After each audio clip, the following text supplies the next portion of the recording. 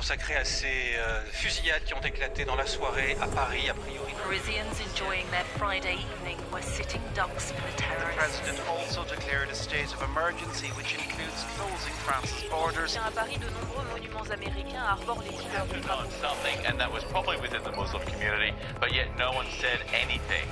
Hello, I'm Richard Gisbert, and you're at The Listening Post. Here are some of the media stories we're looking at this week. The attacks in Paris, a story of tricolores and double standards in the mainstream media and online.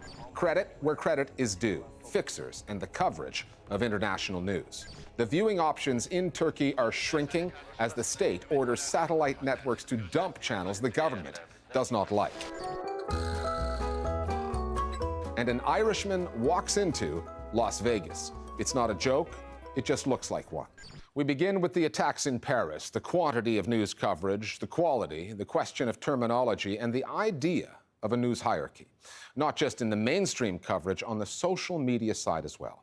As the news was breaking, anyone on Facebook would have seen the activation of two features: a safety check-in for users in France to let others know that they were okay, as well as a filter allowing anyone, anywhere, to overlay the colors of the French flag on their profile pictures. But as Facebook was reminded, it's a worldwide web, not a Western wide web. And where were the profile filters for the Lebanese when they were attacked just the day before in Beirut? Where was the safety check-in for the Kenyan students in Garissa when they were attacked in April? As for the international news media, no one was surprised to see that Paris was getting far more coverage than other tragedies of this kind. However, the type of terminology used and characterizations made both suggest that journalists see an attack on civilians in France far differently than they saw the bombings in Beirut, Lebanon. This is still a developing story, and it tells us a thing or two about how the news media perceive things and how we, as social media users, see ourselves. Our starting point this week is the French capital, Paris.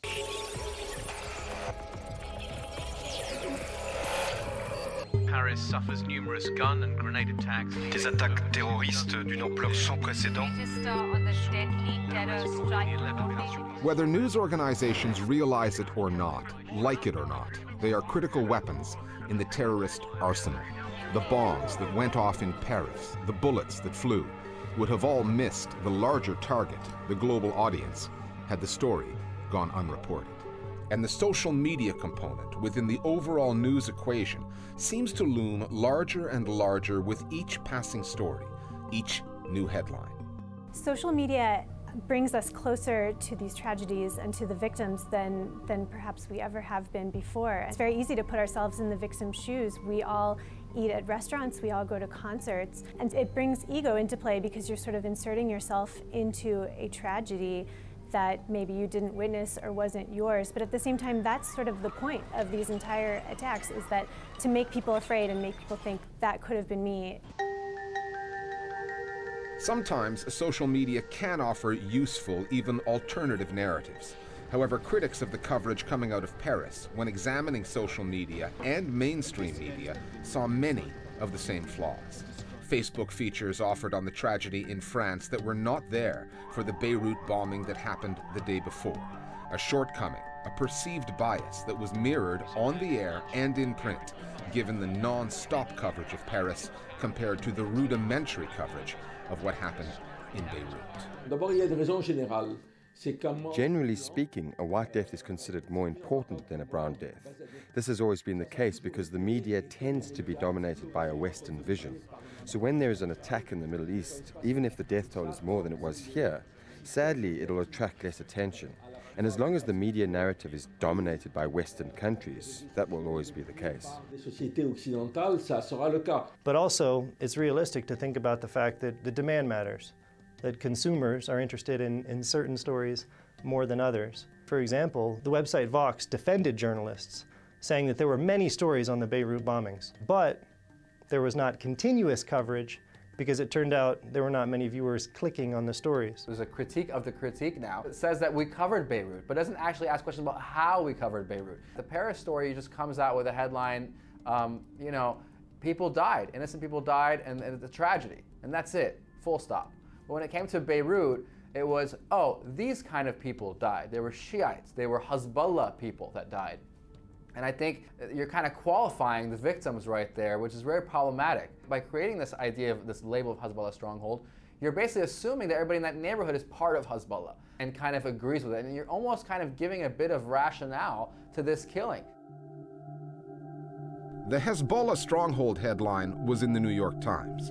After numerous complaints and plenty of online mockery, that headline was changed. Yasser Louati joins us from Paris. CNN heard from the critics as well, when two anchors in Los Angeles badgered a spokesman for the Muslim community in France for Muslims failing to prevent the attacks before they happened and not saying the right things after they happened. Why is it that no one within the Muslim community there in France knew what these guys were up to? To say that other Muslims should know what's happening as if they know every single member of the Muslim community in France, which is the largest Muslim community in Europe, it's not feasible and it's illogical. I think CNN in particular, which has a responsibility being such a major platform, it let its viewers down, it let the community down, and to me that's poor journalism. Can you imagine though if there was a shooting by a black person and they interviewed an African American person that said, well, you must answer for the African American community because you're also black. I mean, this doesn't make any sense at all. So there's a double standard there as well. Why is it okay to treat the Muslim community as one monolithic block and they're all the same and they all need to be responsible for each other? And why is it not okay to do that for other communities? I'm yet to hear the condemnation from the Muslim community on this. But perhaps the CNN talking head has yet to hear of Google as well, because the simplest web search, just 4 words, Paris, attacks, Muslim, condemns, produces millions of results and destroys his argument in 1/3 of a second. When terror strikes, seldom are the stories seen in isolation. When Charlie Hebdo, the satirical magazine, was attacked in Paris earlier this year, that story grew into a debate on the limits of freedom of expression. This time, the attacks were tied into the influx of refugees into Europe through the reported discovery of a Syrian passport outside the football stadium near the body of a suicide bomber. The holder of this passport entered the EU through Greece in October. So this begs the question, why would a Syrian passport be found at the site of the attack? Why would a suicide bomber that doesn't believe in political borders, doesn't believe in citizenship, in modern citizenship, why would they carry a passport to a suicide attack? And the answer that a number of analysts settled upon was that they wanted it to be found. Eventually, the authenticity of the passport came into question, but not before the link between those two stories, immigration and security in Europe, had been made and reported widely. It turns out that one can very easily buy a fake Syrian passport, so it's not clear that the Syrian passport tells us much.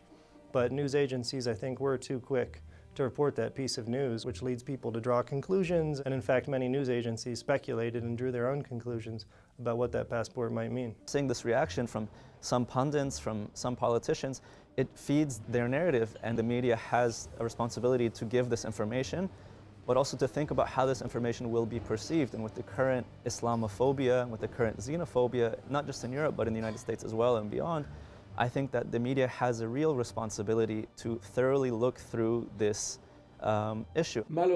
Sadly, this has been used to reinforce an anti-refugee sentiment. The passport was just the pretext, and the media are not playing their role. One of the goals of the Islamic State is to create a divide between Muslim and non-Muslim communities in France, in Belgium, in Europe. So accepting this kind of debate, while Muslim organizations are clearly against the attacks, I think serves the agenda of the Islamic State. Often on this program, we document how news outlets, both public and private, can be all too willing on national security stories to let governments control the narrative. And there is some of that to this story. But what is really striking about the reporting of Paris, the interviews that are more accusatory than informative. There are so many radical Muslims, so many. The refugee stories that divide people, the propagation and the peddling of the us versus them narrative. With all of that, the media are, if not reading from ISIL's playbook, playing right into ISIL's hands. On the download now, our viewers weigh in on the coverage of the attacks in Paris. It's not just the amount of the coverage. The quality of the coverage is very different. The coverage underlines the innocence of people in Paris while it keeps repeating Hezbollah's stronghold about Beirut. We have details about concert goers in France, but not market people in Lebanon. This humanizes the Parisians, brings them closer, while Beirutis are made into casualties, not people. What I've seen on social media has been this backlash to say, well, we should care about the bombings in Beirut equally to the atrocities in Paris. One of the most interesting ideas was this idea of tragedy hipsters who are wanting to go around almost in a sense of one-upmanship against other people to say that they know about tragedies that other people haven't even heard of. That kind of sums up the whole situation on social media right now. Other media stories that are on our radar this week. Just 3 weeks after Turkey's parliamentary elections saw the ruling AK Party surge back into power, there are fewer TV channels available there via satellite. This past week, the country's primary satellite network, Turksat, was ordered by prosecutors to remove 13 satellite channels belonging to the Samanyolu Media Group. Samanyolu is allegedly affiliated with the Gulenist movement, which the government has accused of trying to form a parallel state, and of supporting the Kurdish opposition movement, the PKK, which Ankara labels a terror organization. Last month, again, on the orders of prosecutors, Samanyolu's channels were dumped by another satellite network, Digiturk. The Samanyolu Media Group says it has done nothing wrong and has vowed to contest the court orders. Prior to being accused of having a terrorist agenda, the Gulenist movement and its leader, the US-based Islamic cleric Fethullah Gulen, worked closely with Tayyip Erdogan and the AK Party government. 2 Italian journalists are under criminal investigation by the Vatican for publishing books about corruption and financial scandals there. Emiliano Fittipaldi and Gianluigi Nuzzi have both published books revealing tales of power struggles and greed behind the scenes, with cardinals secretly recording Pope Francis's private meetings and spending big money on lavish lifestyles at odds with this pope's teachings. 2 Vatican insiders have been arrested so far, accused of leaking secret documents. Nuzzi refused to appear before Vatican magistrates this past week, saying that the Vatican's justice system punishes journalists and fails to protect freedom of expression. Fittipaldi did appear before the prosecutors. However, he refused to answer their questions, saying he would rather go to jail than reveal his sources. If the Vatican, an independent state in the center of Rome, wants to charge the 2 journalists, it would have to request extradition from Italy, which would most likely be denied since the Italian constitution does guarantee freedom of the press. A radio talk show host who focused on local government corruption has been murdered in northeastern Brazil, part of a recurring pattern in the South American country. Israel Gonçalves Silva was shot and killed in a store in the city of Lagoa de Itaenga by a man who fled on a motorcycle. Silva hosted a program called Open Microphone on the local station Radio Itaenga FM.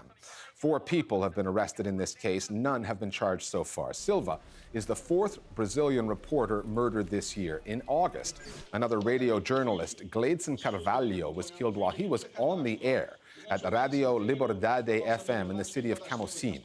Carlos Lauria from the New York-based Committee to Protect Journalists said, "We are deeply concerned with the alarming increase in lethal violence against journalists in Brazil. We urge Brazilian authorities to thoroughly investigate this crime, determine whether it was related to Silva's work as a journalist, and prosecute all the perpetrators." We're going to take a look now at the story behind the byline. When an article gets published from a distant land, the byline tells us who wrote it. The television equivalent of that is the sign-off or the piece to camera. But if asked, there are few reporters who don't credit their fixer, the local man or woman on the ground who secures that critical interview, gets access to that all-important location, who reads between the lines when the situation is rife with local complexity. In short, a fixer knows how to navigate the news terrain and open doors the way few foreign correspondents ever can, since they lack the local knowledge. Fixers act as an early warning system, security specialists, sometimes putting themselves at risk as a consequence, but they seldom get the recognition they deserve. The Listening Post's Will Young now on fixers, so often the unsung, uncredited heroes of journalism. The sniper's firing straight down. Grave danger. This place has been hammered by airstrikes. For every dashing war correspondent who drops into the middle of a conflict or a crisis. There's a local fixer who's made it all possible. These people are more than people that just solve minor problems. They are very often some of the smartest people in the country you visit. A local on the ground who has a place wired and knows how to get around, knows the local customs, and in many cases knows the story better than reporters who have just arrived on a plane. They will understand the local sense of humour, they'll understand what people really mean. They normally got the sort of connections and the cultural understandings that journalists doesn't necessarily have. The term fixer, as it applies in the broadcast industry, are in actuality local producers and journalists themselves. Meet Inky Nakpil.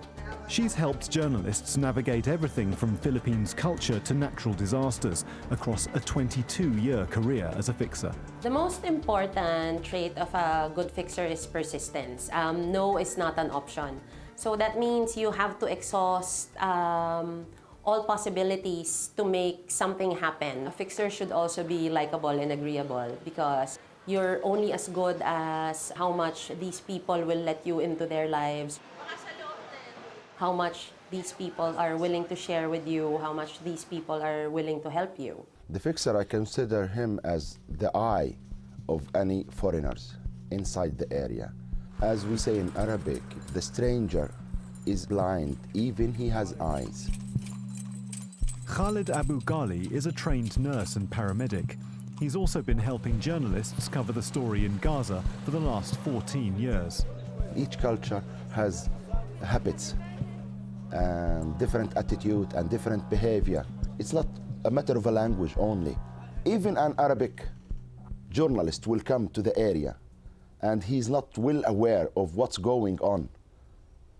He needs a fixer. The word fixer can carry negative connotations,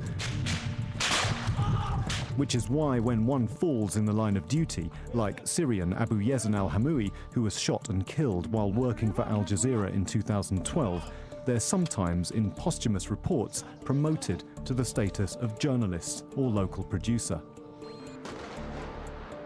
And international reporters were perhaps never more dependent on locals than during the war in Iraq, when it was Iraqi journalists doing most of the news gathering and, consequently, most of the dying. Rashid Hamid Wali, killed by a sniper in 2004. Farha Haider, kidnapped and executed in 2005. Khalid W. Hassan, shot and killed in 2007. Just 3 among the 54 so-called media support workers killed in Iraq between 2003 and 2011. And in Afghanistan in 2009, New York Times reporter Stephen Farrell and his Afghan fixer Sultan Munadi were taken hostage by Taliban fighters.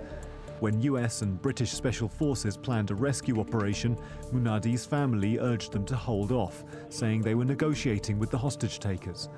The raid went ahead anyway. The Times reporter was freed. Munadi, the fixer, paid with his life.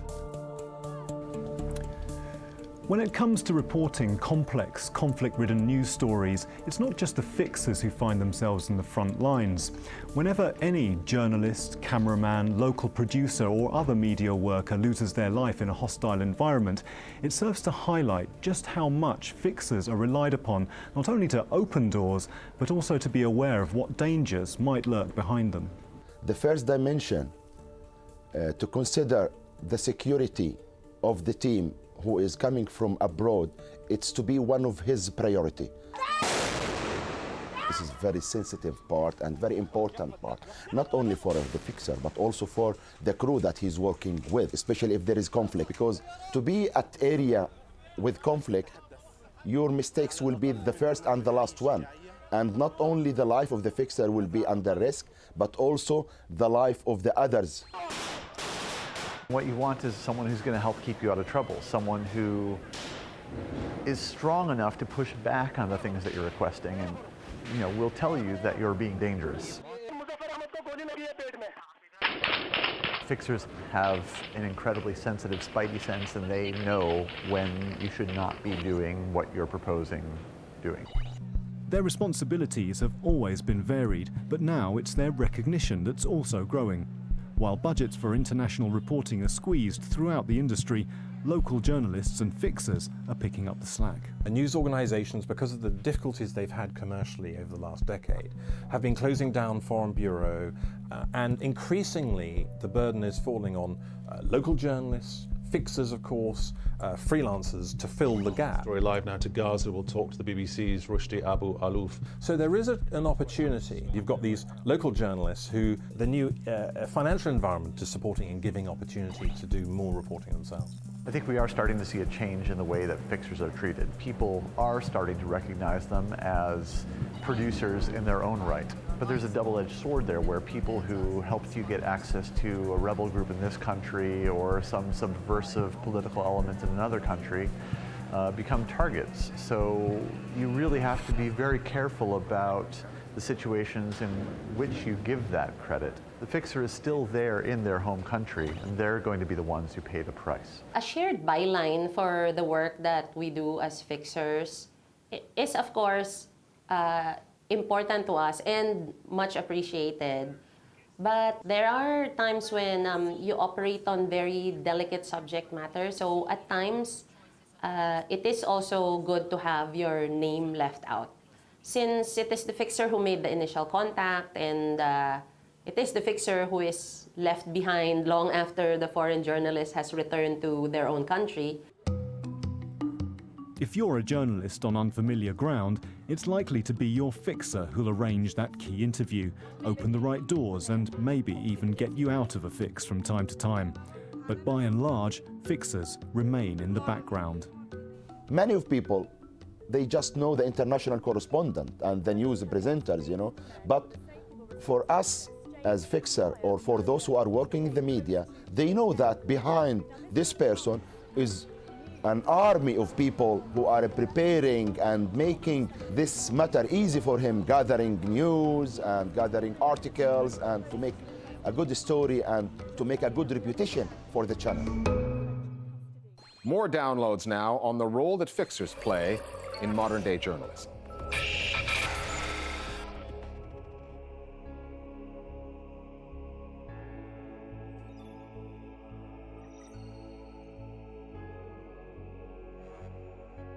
More and more journalists with roots in the Middle East are working as correspondents for foreign publications, and I consider them the best reporters in the region.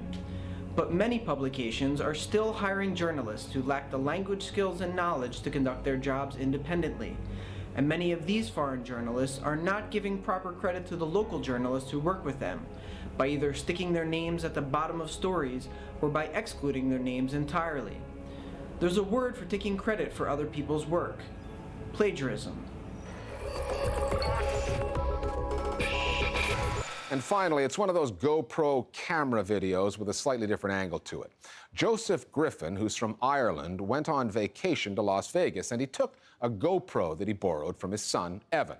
But as the younger Griffin puts it, his father is a culchie.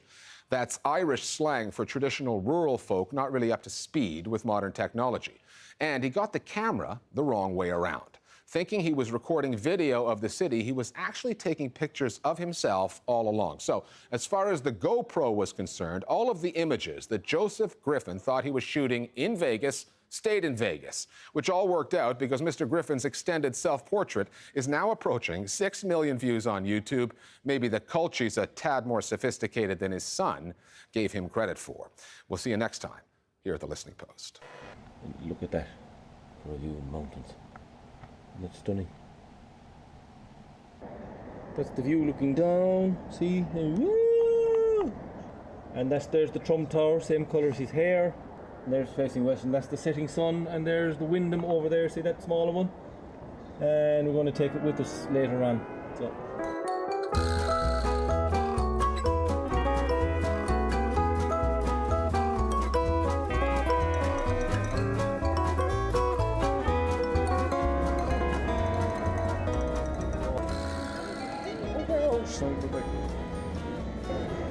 I'm the tourist everybody hates.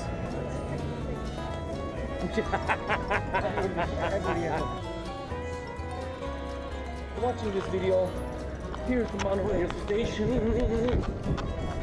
Here's the... Oh, there's people Discipline of Human Violation.